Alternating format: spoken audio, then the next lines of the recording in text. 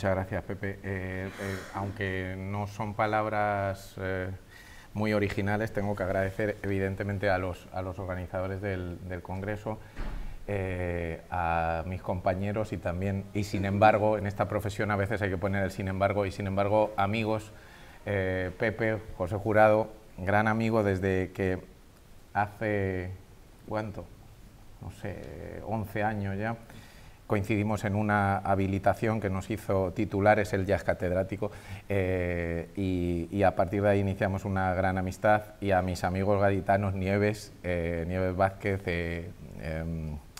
ahora Alberto Romero, y bueno, Marieta, Fernando, Alberto, etcétera, etcétera. Chispa, a la que he conocido, a pesar de mis continuas visitas a Cádiz, era la primera vez que coincidíamos. Yo en Cádiz, siempre lo digo, soy enormemente feliz y hago propaganda en Madrid de la Universidad de Cádiz, no sabéis cuánta. Mi intervención se llamaba, con el título genérico, como los amigos te meten en estos embolados, se llamaba En torno al grito. ¿Por qué? Pues porque no me había puesto a trabajar sobre Fernando Quiñones hace un par de meses, y cuando me pidieron un título dije, pues pon una cosa así aséptica, porque no sé cómo la voy a titular todavía. Y ahora sí tiene título, y antes de empezar a leerla les voy a decir cuál es el título de mi intervención. Se llama El grito de Fernando Quiñones, la denuncia del exilio sub especie buerovallejiana. Porque de Buero Vallejo voy a hablar bastante, y de la que creo que es muy evidente influencia entre Buero y Fernando Quiñones a lo largo de mi intervención. Bueno, pues procedo. Manuel Ramos Ortega, en el prólogo que dedicó dentro del número monográfico que la revista Draco consagró a Fernando Quiñones, indicaba como característica mayor de la obra de Fernando Quiñones, y cito, el hibridismo, su voluntad de mezclar los géneros, amén del marcado carácter oral que alimentaba a todos ellos. Y es precisamente de ese hibridismo de donde nacen las escasas incursiones teatrales de nuestro autor. Como se sabe, reelaboraciones, en la mayor parte de los casos, de materiales diversos de muy distinta condición genérica. Así sucede con obras de las que ya hemos hablado durante estos días, de 3 piezas de horror del año 1961, a partir de textos de Lord Dunsany, de Don Juan Manuel y de William W. Jacobs. Así sucede también en el caso de Carmen, de la que se ha hablado a primera hora de esta mañana, tangencialmente, una adaptación del año 1981 a partir de la homónima ópera de Bizet. Pero con todo, cuando Quiñones se ha visto representado en los teatros, lo ha sido fundamentalmente a partir de adaptaciones escénicas de sus propios textos narrativos. Es el caso de Legionaria, de la que habló Alberto Romero el primer día, del año 1979, con fragmentos de la novela Las 1000 noches de Hortensia Romero como plantilla, pero también los casos del Testigo, de 1986, y Nos han dejado solos, de 1998, adaptaciones ambas de relatos incluidos en Nos han dejado solos, libros de los andaluces, como todos ustedes saben, del año 80. Y también el caso de Nardi, un retrato antiguo, una adaptación del año 99, a partir de un relato del propio Quiñones. Con ser el grito, la apuesta teatral más acabada entre las firmadas por Quiñones, no cabe diferenciarlo de lo antedicho, pues nace del relato El armario, del ya citado libro de relatos Nos han dejado solo. Aunque fuera publicado inicialmente este relato, el relato titulado Armario, digo que aunque fuera publicado inicialmente con algunas variantes respecto al texto definitivo en la revista Nueva Estafeta, allá por 1979. Después de ser estrenada el 29 de enero de 1982 en el Teatro Falla de Cádiz, y tras un periplo de éxito bastante irregular, que habría que analizar con un poquito más de tiempo, de éxito irregular, las crónicas no fueron muy halagüeñas, especialmente en algunas ciudades castellanas donde se estrenó, pero como digo, después de ser estrenada en el 82 en el Teatro Falla de esta ciudad, de Cádiz,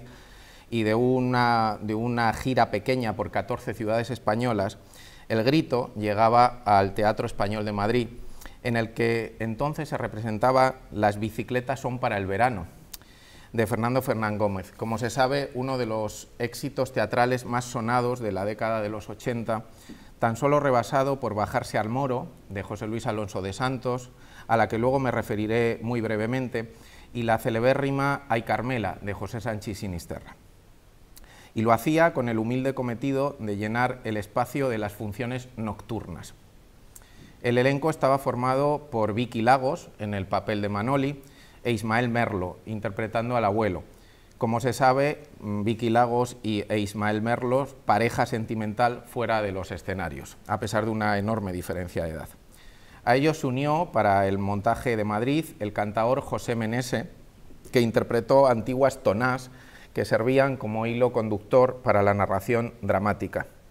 La dirección corrió a cargo, se ha dicho esta mañana, del director argentino Ángel Ruggiero, especializado, y esto es muy interesante, especializado en autores marcados por un fuerte compromiso social y político,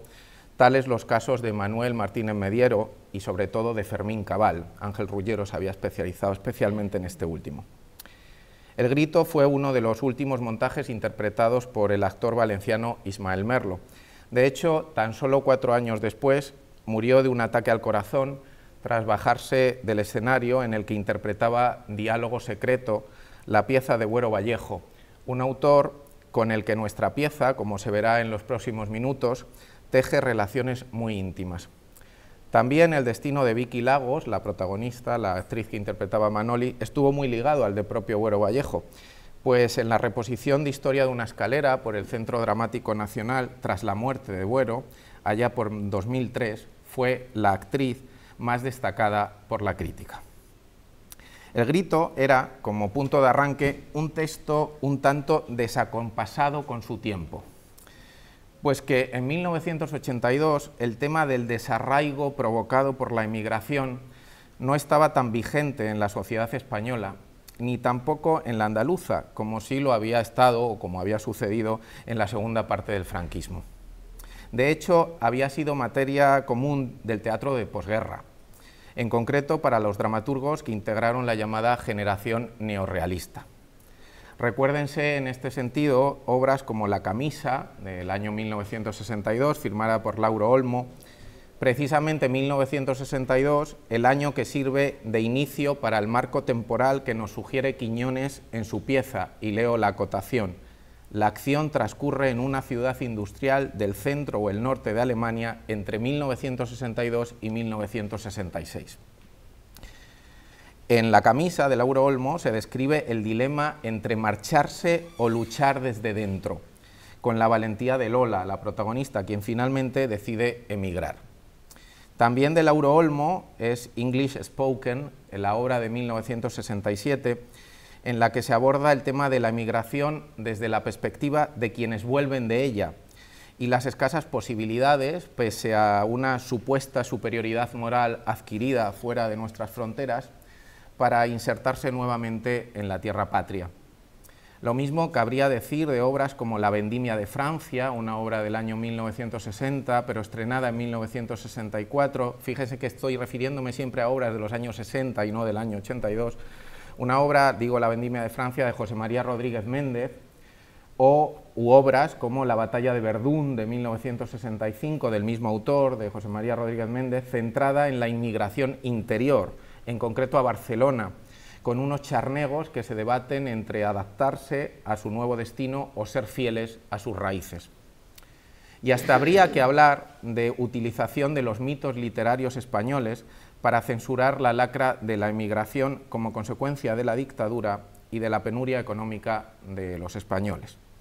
Me refiero a una obra poco conocida que se llama Don Juan Tenorio el Refugiao, un curioso texto firmado por Juan Mateu en el año 1958 y estrenado por el grupo artístico Iberia, nada menos que en Toulouse. A los guiños anticlericales y antifranquistas, con la parodia del Tenorio como telón de fondo, se unían continuas referencias a los iconos culturales y culinarios españoles de la época, tal el caso de la canción del emigrante de Juanito Valderrama, bien reformada para la ocasión, o referencias a la nobleza de nuestros productos culinarios, con comparación no muy pertinente por lo que tocaba a doña Inés, y cito unos versos: loco, tal vez, mas loco muy machote, por la belleza que mi Inés encierra, porque estáis buena como la leche de bote, como el jamón de antes de la guerra. Fin de la cita. No voy a insistir aquí en los cambios que Fernando Quiñones realiza para adaptar escénicamente el relato El armario bajo la forma de la pieza teatral El grito, puesto que, grosso modo, este trabajo de investigación ha quedado descrito por José Luis Bernard Salgado en uno de los escasos trabajos dedicados a la obra. Sí lo haré, sin embargo, en lo que El grito tiene de diálogo con algunos textos y autores de nuestra tradición dramática y de otras cercanas. El grito adquiere, salvo por la postrera intervención del abuelo, reducida a un grito de dolor por la muerte de su nieto político, la forma de un monólogo de ritmo y prosodia frenéticos interpretado por Manoli, una joven emigrada a Alemania en busca de una vida solo algo, menos mísera. Tras haber perdido en circunstancias dramáticas a su primer hijo y embarazada ya del segundo, espera la llegada vespertina de su esposo después de la jornada laboral. Se trata de una tarde-noche especial por dos razones. La primera, por la cita con otra pareja española, Toti y Aurori. Una cita para cenar, una circunstancia que a pesar de que a nosotros nos pueda parecer baladí, era excepcional a tenor de la vida de restricciones que en pro del ahorro para el añorado regreso caracterizaba a los españoles allí asentados. La segunda circunstancia especial era porque Manoli sabía que su marido llegaría esa tarde-noche, llegaría a casa al volante de un Volkswagen, así lo dice, un Volkswagen, claro, de segunda mano, la inversión que a los ojos de los compatriotas legitimaba su estancia en el exilio. Este largo monólogo, a través del cual la desazón de Manoli por la espera se va transmitiendo de forma muy efectiva al espectador, entronca con los monólogos interpretados por Juana María Amaya, la joven protagonista de La honra, y con Hortensia Romero Vallejo, la prostituta que reconstruye su vida en La legionaria,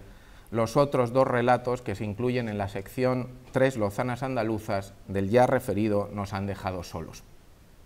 Sin embargo, más que establecer un hilo de conexión intertextual entre los relatos del propio Fernando Quiñones, creo que las relaciones pueden ser ampliadas a Carmen, la infatigable esposa de 5 horas con Mario, la novela celebérrima de Miguel Delibes del año 66, y hasta si me apuran, y aquí tengo un experto, y hasta si me apuran, digo, desde una perspectiva muy diversa, a la Madelón de Una mala noche la tiene cualquiera, la extraordinaria novela de Eduardo Mendicuti.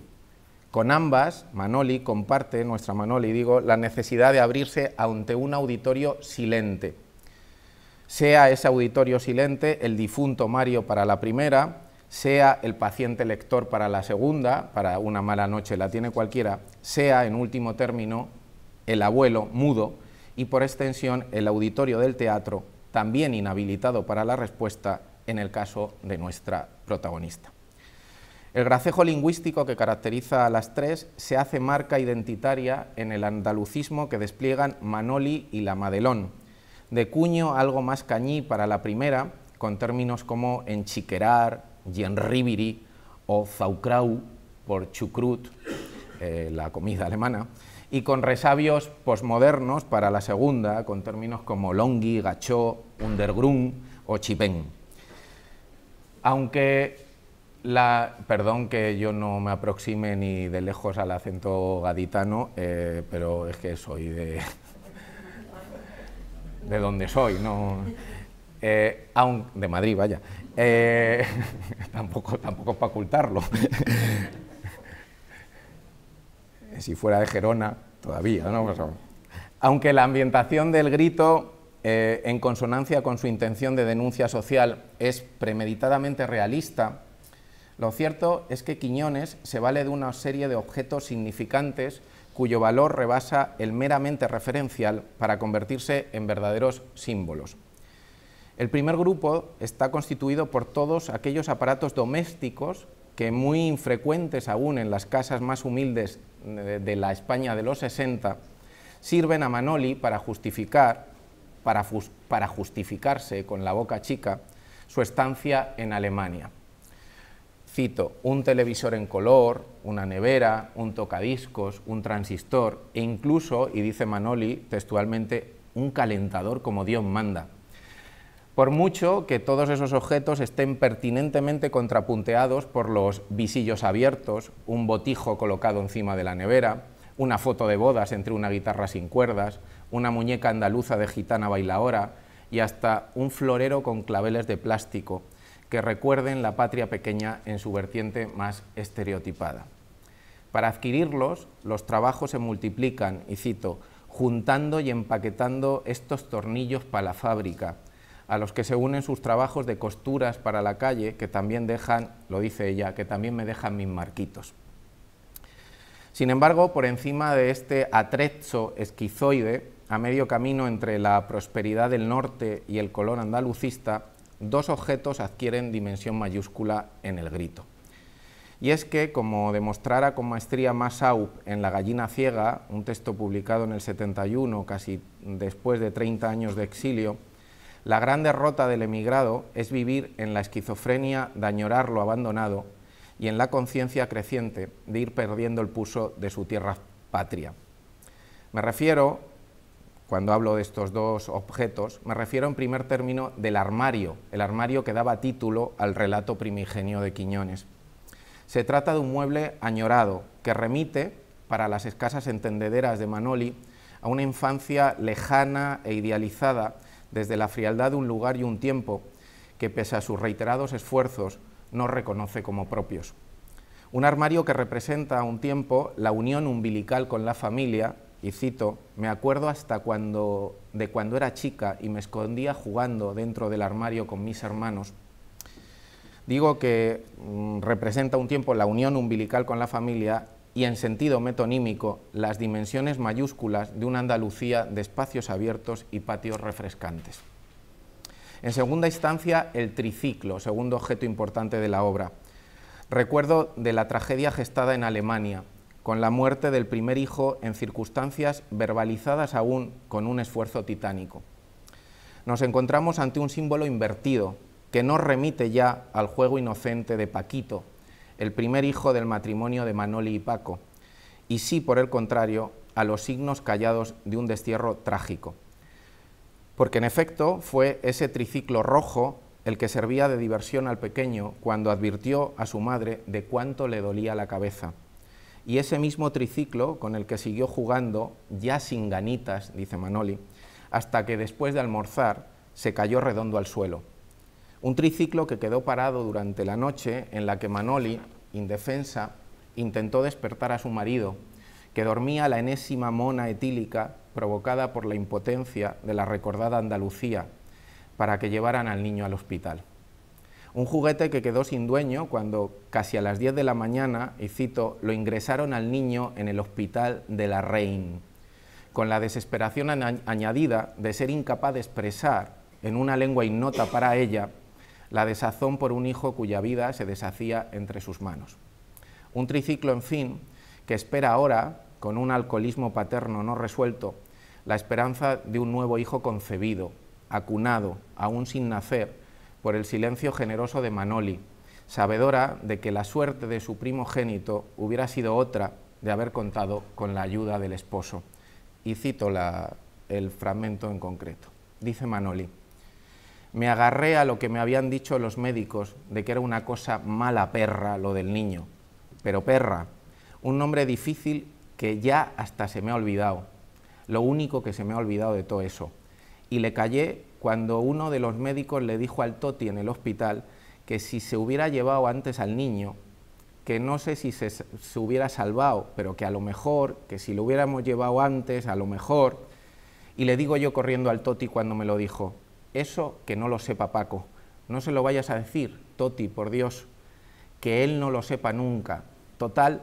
¿qué íbamos a sacar en limpio con que lo supiera? Porque la incomunicación es una de las constantes en esta pieza en la que la tragedia se alivia con las ocurrencias, humildes, a un tiempo que geniales, de la Manoli. Se trata de una incomunicación con tres aristas diversas, la que la separa del país en el que vive, pues su conocimiento del alemán no va más allá de asentir y negar las realidades más obvias. De ahí que la televisión en color, de la que tanto presume cuando regresa a su Andalucía natal, pierda su sentido, ya que, como dice ella, si no entendemos ni cucú, ¿para qué gastar luz para nada?, dice ella. Por otro lado, la profunda sima que la separa, con distancia cada vez más creciente, de su propio marido, enclaustrado en un alcohol respecto del cual genera cada vez más dependencia,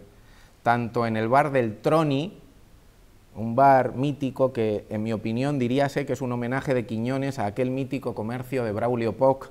donde se reunía Goya con los afrancesados en su exilio de Burdeos, una especie de paraíso perdido, se le llama. Digo, tanto en el bar del Troni como en la Peña Española, punto de reunión para los parias exiliados, donde abunda la copla y el flamenco y donde la añoranza se moja en abundancia etílica.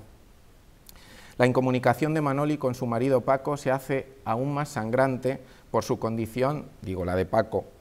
de personaje latente, no está en el escenario, cuya descripción, como ocurre con 5 horas con Mario, nos llega de forma delegada, a través del monólogo de la mujer. Se traslucen en él ciertos resabios de conciencia y, por qué no decirlo, de resistencia política, puesto que, a diferencia de los demás, y cito, no se vende por 10 duros y 3 cacharros. Por último, la tercera pata de la incomunicación de esta mujer encomiable se produce con el abuelo, el personaje más inquietante de la pieza, y a través del cual Quiñones establece un diálogo más nítido con la tradición teatral. El abuelo se convierte en un receptor mudo del monólogo, privilegiado por cuanto conoce las referencias que lo salpican, pero también se convierte en un personaje espejo, o si se prefiere, en un elemento de ficcionalización pasiva para el espectador de la sala, que asiste mudo, como él, al desgarro emocional de una generación desarraigada de su tierra madre. No en vano Manoli, como si se supiera revestida de una condición de portavoz para una generación fracasada y trasplantada de sus raíces, se dirige en varias ocasiones al público de la sala. Y leo: se lo decía yo las otras noches: Aurori, ahora entérate bien de esto que te estoy diciendo, que te hace falta oírlo. Aquí no vamos a vivir siempre, ¿sabes tú? Aquí estaremos como los demás españoles y como los demás italianos y los de Grecia, y todo el mundo, comiendo y ahorrando y ya está. Aunque también eso de irse hay que pensarlo. Como Manoli que me llamo, que hay que pensarlo bien, pero bien, porque luego, ¿qué? ¿A pasar fatigas otra vez y que no haya por dónde tirar? Este personaje mudo, el abuelo, interpretado por Ismael Merlo, es el que establece el hilo de unión más evidente con la que fue pieza emblemática para una generación, El Tragaluz, de Buero Vallejo. Precisamente estrenada en el Teatro Bellas Artes de Madrid el 7 de octubre de 1967, un año después del límite temporal establecido ficcionalmente en la pieza de Quiñones. En la tragedia esperanzada de Buero Vallejo, es el padre quien permanece silente a lo largo de toda la pieza, desde la conmoción irreparable que supuso para él la muerte de su hija pequeña, Elvirita, al inicio de una guerra, la nuestra, la civil, nunca citada de forma explícita en la obra. A partir de esa conmoción, su única actividad se reduce a recortar figuras de las revistas que le suministra su hijo menor, precisamente para liberar a esas figuras de las garras de la masa, aquella entre la que su hija recién nacida acabó muriendo por inanición. El abuelo del grito asume el silencio, creemos que voluntariamente, pero nunca queda claro en la obra si este silencio es voluntario o involuntario. Digo que el abuelo del grito asume el silencio, creemos que voluntariamente, como mecanismo de defensa también, ante el inmenso dolor provocado en primer término por el destierro y en segunda instancia por la muerte de su bisnieto, Paquito, tan irracional como desesperada ante la incomunicación que rodea a todos estos personajes. Al igual también que el padre de Buero Vallejo, adquiere una posición inquietantemente pasiva que solo abandona cuando la llegada de la policía para anunciar la muerte del marido de Manoli al volante de su nuevo coche hace necesario el postrero grito, el cual, como en el cuadro de Edvard Munch, se prolonga desconsolado bajo la forma de un eco sordo, ¡Paco!, solo roto por la irrupción de unas sigrillas, todavía más rotas, de Manolo Caracol, con las que finaliza la obra. No podemos hablar aquí de esperanza de recomposición de un orden de justicia, como sucede en el Tragaluz, con el sacrificio físico y metafórico del primogénito traidor, Vicente. Y digo que no podemos hablar aquí de recomposición de la justicia, puesto que el muerto es un paria inocente, doblemente víctima de un exilio forzado y de una esperanza impostada bajo la forma de un coche que solo en una apariencia muy superficial abría el camino de la prosperidad económica. El sótano que ocupa la familia del Tragaluz, asimilado tradicionalmente por la crítica a la cueva platónica, como metáfora de una España recluida a cuyos hijos se les obliga a una percepción errada, cuando no premeditadamente falsa, de la realidad, puede parangonarse, qué duda cabe, con el apartamento minúsculo en el que Manoli, su marido Paco y el abuelo de ambos comparten, convencidos, también de forma falsaria, que el ahorro metódico fuera de las fronteras es la forma más digna para alcanzar la prosperidad y, de forma subsidiaria, la manera más ejemplar de ayudar, desde una abundancia igualmente impostada, a la maltrecha Andalucía. Creo, no obstante, que el abuelo de Quiñones es un personaje proteico, muy complejo, que permite establecer conexiones de intertextualidad aún más fértiles. Me refiero ante todo a La intrusa, la pieza mayor del imaginario teatral simbolista escrita por el belga Maurice Maeterlinck en 1890. Aun cuando ni la estética ni el momento de creación permitan una hilazón evidente entre ambas piezas, lo cierto es que Fernando Quiñones parece inspirarse en la despersonalización a la que ambos autores someten al abuelo. Parece inspirarse en la presencia latente y condicionante de la muerte, en el transcurrir pausado y agónico del tiempo ficcional, con continua referencia al marido por llegar, en el caso de la obra de Fernando Quiñones, y a la hermana esperada, en el caso de la obra del autor belga. Y sobre todo, cabe pensar que Quiñones se inspiró en el valor del silencio escénico como elemento transmisor del atribulado interior de ambos abuelos, quienes en ambas piezas son, desde su mutismo, los únicos capaces de intuir la presencia de la parca y su llegada indefectible al final. Por otro lado, Quiñones toma también del Tragaluz, y vean que las concomitancias son recurrentes. Creo que Quiñones toma también del Tragaluz la maternidad como elemento simbólico de una regeneración posible. Un país empobrecido y callado a golpe de dictadura, que se ve obligado parcialmente a trasplantarse en tierra ajena, necesariamente se ve abocado a la muerte, primero del hijo primogénito y después del propio marido.